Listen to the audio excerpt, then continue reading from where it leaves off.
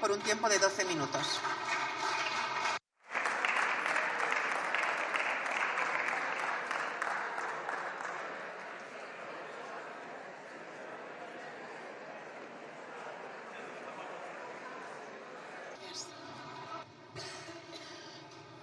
Muchas gracias, señora presidenta.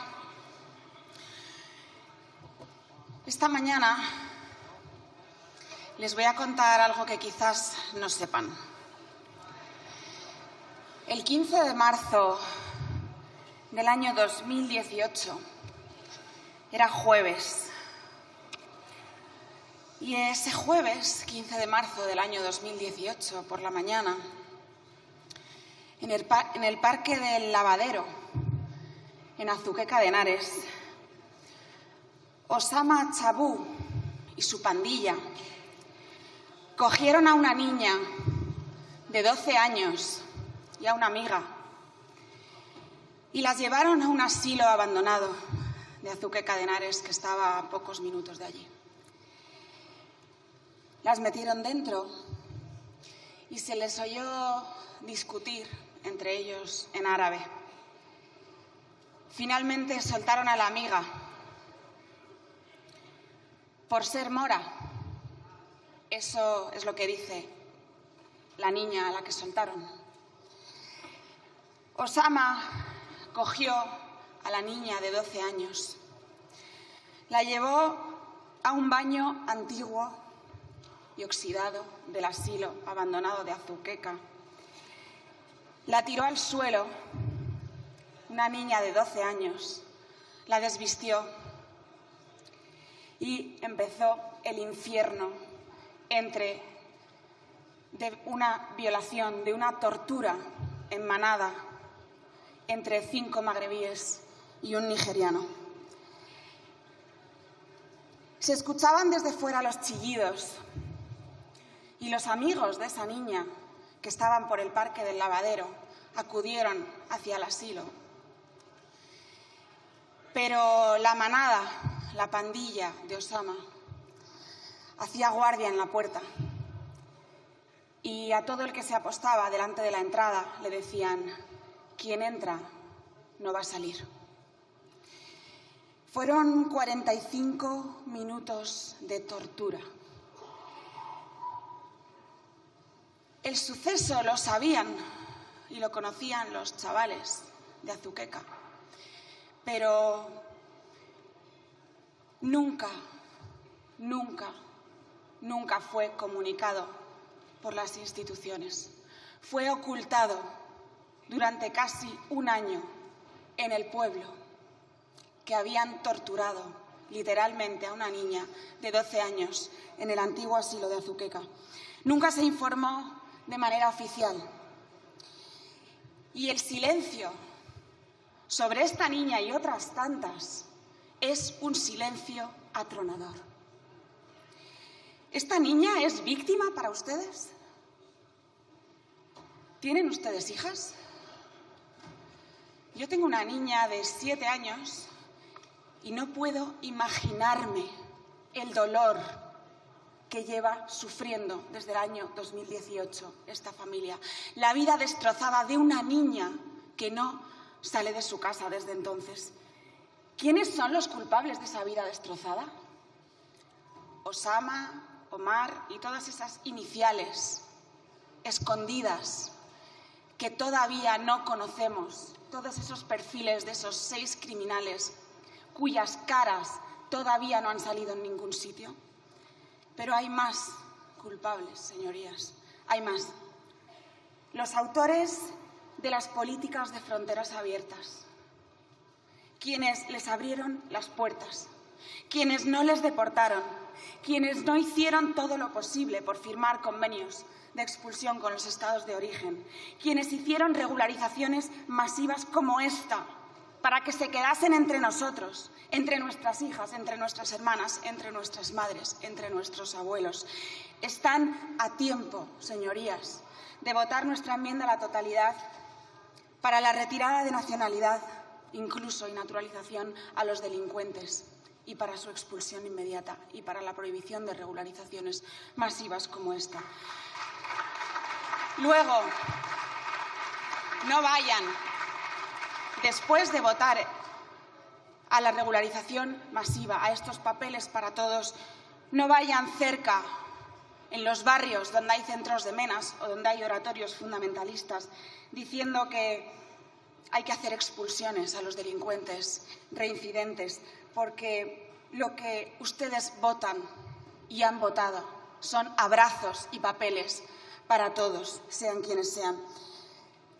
Sabemos perfectamente, señorías, que no todos los que vienen con malas intenciones. Desde luego que no. Pero también sabemos, y estamos obligados a saber, que si abrimos las puertas de par en par, todos los que vienen con malas intenciones, claro que entran. ¿Y cuáles son sus teorías? ¿Cuáles son las teorías con las que están implantando todas estas políticas que tanto daño hacen a millones de españoles? Su teoría sobre cuántos vienen, ¿no? Vienen cuatro refugiados que huyen de alguna guerra.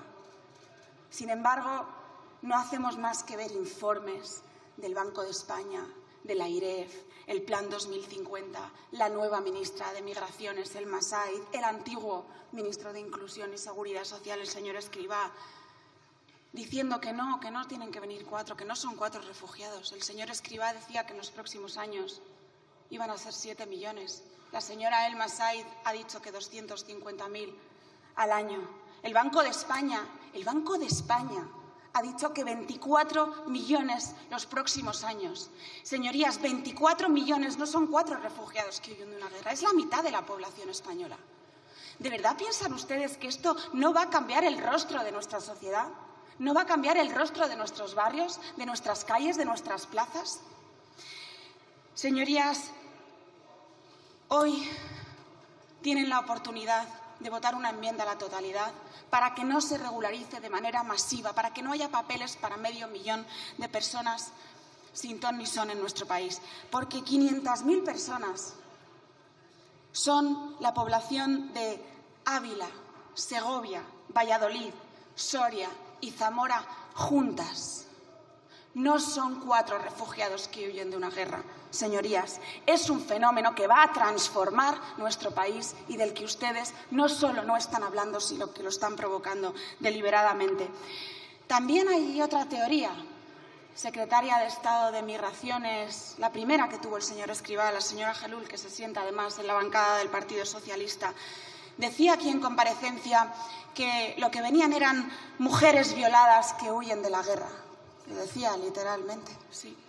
Yo no sé si han estado ustedes en Rodeo Alto, en Arguineguín, en El Fraile, en El Ejido, en Roquetas, en El Puche. No son mujeres, señorías. No vienen mujeres. Vienen hombres, señorías, y no huyen de ninguna guerra. No son refugiados en su gran mayoría. Muy poquitos son refugiados, señorías. ¿Qué guerra hay en Senegal? ¿Qué guerra hay en Mauritania? ¿Qué guerra hay en Marruecos? ¿Qué guerra hay en Argelia? No huyen de ninguna guerra, señorías. Esta teoría también es falsa. La teoría del multiculturalismo, de que son sus costumbres y de que tenemos que respetarlas. Señorías, no tenemos que respetar la mutilación genital femenina. No tenemos que respetar los matrimonios forzosos. No tenemos que respetar aquellas culturas en las que las mujeres tenemos que caminar 5 pasos por detrás de los hombres.